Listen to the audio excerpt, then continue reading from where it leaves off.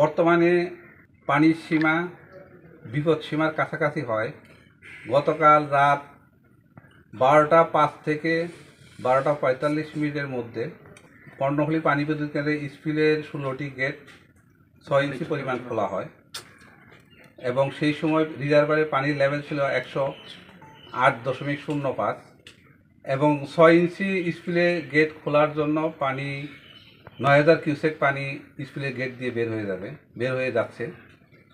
আর পাশাপাশি আমার 5টি ইউনিট বর্তমানে উৎপাদনরত আছে এবং যার জেনারেশন 222 মেগাওয়াট এবং 5টা ইউনিটের মাধ্যমে প্রায় 32,000 কিউসেক পানি ডিসচার্জ হচ্ছে।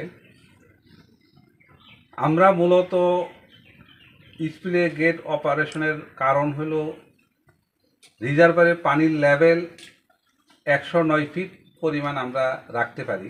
এই 109 ফিটকে টার্গেট করে আমরা স্পিলে অপারেশন করছি।